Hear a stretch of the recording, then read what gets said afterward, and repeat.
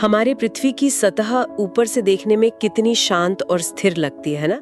सड़कें, पहाड़, समंदर, सब कुछ जैसे अपनी जगह पर टिका हुआ है।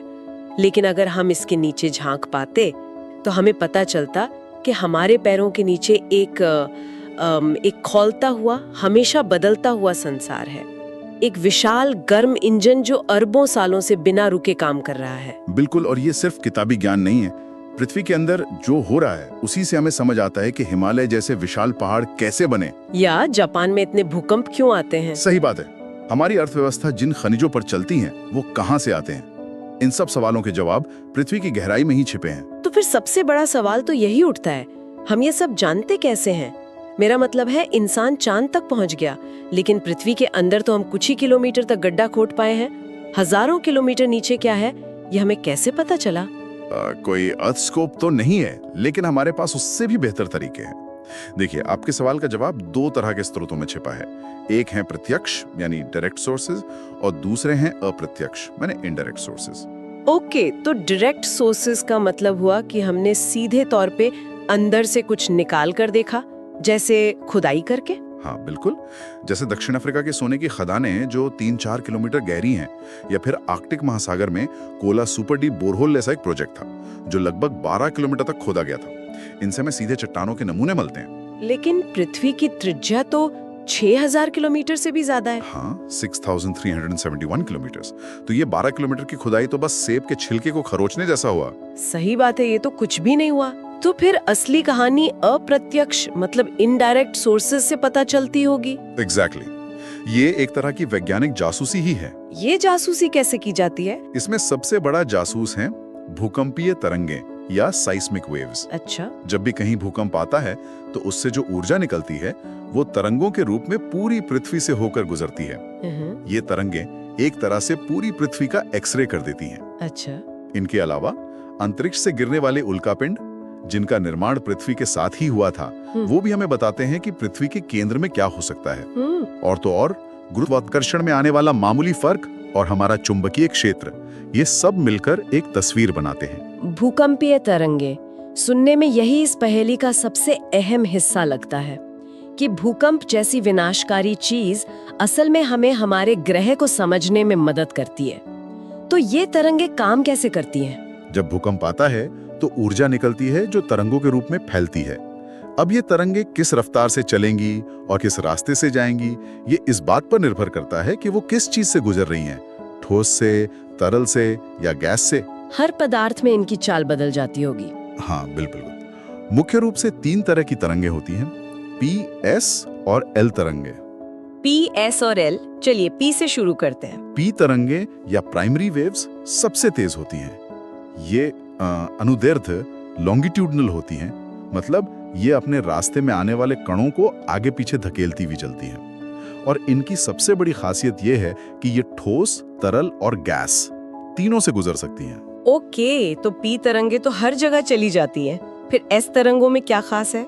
एस तरंगे या सेकेंडरी वेव्स थोड़ी धीमी होती हैं। ये अनुप्रस्थ ट्रांसफर्स होती हैं, मतलब ये कणों को ऊपर नीचे हिलाती हुई आगे बढ़ती हैं, जैसे हम रस्सी में लहर बनाते हैं। अब आती है सबसे दिलचस्प और महत्वपूर्ण बात। क्या? एस तरंगे सिर्फ और सिर्फ ठोस चीजों से ही गुजर सकती हैं। जैसे ही ये किसी तरल पदार्थ से टकराती हैं, ये वहीं रुक जाती हैं, गायब हो जाती हैं। एक मिनट, तो ये एक तरह का फिल्टर हुआ? मतलब अगर कहीं एस तरंगे गायब हो जाएं, तो हमें पक्का पता चल जाता है कि वहाँ कोई तरल या लिक्विड चीज है। एग्जैक्टली। और आपने बिल्कुल सही पकड़ा। यही फिल्टर 20वीं सदी की सबसे बड़ी भूवैज्ञानिक खोजों में से एक का कारण बना। और एल तरंगे? तीसरी होती हैं एल तरंगे या धरातलीय तरंगे, जो सतह पर चलती हैं। ये सबसे ज्यादा तबाही मचाती हैं, लेकिन पृथ्वी के अंदर की जानकारी के लिए पी और एस तरंगे ही हमारे काम की हैं। मैंने ये शैडो जोन या छाया क्षेत्र शब्द भी सुना है, ये क्या है? मुस्कुराते हुए जासूसी नॉवेल जैसा ही है। वैज्ञानिकों ने दुनिया भर में सिस्मोमीटर लगा रखे हैं जो इन तरंगों को रिकॉर्ड करते हैं। उन्होंने देखा कि जब भूकंप आता है तो पी और एस तरंगे हर जगह नहीं पहुंचती। पृथ्वी के कुछ खास हिस्से ऐसे हैं जहां ये तरंगे रिकॉर्ड ही नहीं होती, जैसे वहां कोई परछाई पड़ रही हो। हाँ बिल्कुल, इसी इलाके को शैडो जोन कहते हैं। और सबसे बड़ा सुराग एस तरंगों के शैडो जोन से मिला। वैज्ञानिकों ने देखा कि भूकंप के केंद्र से 105 डिग्री के बाद के एक बहुत बड़े हिस्से में एस तरंगे पहुंच ही नहीं रही थी। वो कहीं रास्ते में गायब हो रही थी। हाँ, इसका सिर्फ एक ही मतलब हो सकता था कि पृथ्वी के केंद्र में एक बहुत बड़ा विशाल महासागर है, पिघले हुए धातु का महासागर, जिससे एस तरंगे गुजर ही नहीं पा रही हैं। वाह, यही वो आहा मोमेंट था। बिल्कुल, जब हमें पक्का सबूत मिला कि पृथ्वी का बाहरी क्रोड़ तरल अवस्था में है। कमाल है, मतलब किसी चीज की गैर मौजूदगी ने हमें हमारे ग्रह के बारे में इतनी बड़ी जानकारी दे दी। तो अब जब हमें पता चल गया है कि ये जासूसी कैसे होती है, तो चलिए देखते हैं कि इस जासूसी से हमें क्या पता चला। पृथ्वी की परतों की यात्रा शुरू करते हैं। सबसे ऊपर से हमारे पैरों के ठीक नीचे क्या है? भूपर्पटी या द क्रस्ट। भूपर्पटी पृथ्वी की सबसे बाहरी और सबसे पतली परत है, एक तरह से सेब का छिलका। ये पृथ्वी के कुल आयतन का सिर्फ 1% हिस्सा है, लेकिन हमारे लिए सबसे महत्वपूर्ण है क्योंकि हम इसी पर रहते हैं। ये भी दो तरह की होती हैं। एक है महाद्वीपीय भूपर्पटी, जिस पर देश, शहर और पहाड़ हैं। हाँ, कॉन्टिनेंटल क्रस्ट। ये मोटी होती है, करीब 30 से 70 किलोमीटर तक, और ग्रेनाइट जैसी हल्की चट्टानों से बनी होती है। इसमें सिलिका और एल्यूमिनियम ज्यादा होता है, इसलिए इसे शॉर्ट में सियाल भी कहते हैं। और दूसरी वाली जो समंदर के नीचे है, वो है महासागरीय भूपर्पटी, ओशियानिक क्रस्ट। ये महाद्वीपीय परत से काफी पतली होती है, सिर्फ 5 से 10 किलोमीटर मोटी, लेकिन ये बेसाल्ट जैसी भारी चट्टानों से बनी होती है, इसलिए इसका घनत्व ज्यादा होता है। इसमें सिलिका और मैग्नीशियम की अधिकता होती है, इसलिए इसे सीमा कहते हैं। ठीक है, तो हमने सबसे ऊपरी पतली सी परत यानी छिलके को समझ लिया, लेकिन असल कहानी तो इसके नीचे है, जहां पृथ्वी का 80% से ज्यादा सामान भरा हुआ है। ये मेंटल क्या चीज है? सुनने में तो ये सबसे बड़ा हिस्सा लगता है। बिल्कुल सही, मेंटल ही असली खिलाड़ी है। ये भूपर्पटी के नीचे से शुरू होकर करीब 2900 किलोमीटर की गहराई तक फैला है, और जैसा आपने कहा, ये पृथ्वी के आयतन का लगभग 84% हिस्सा है।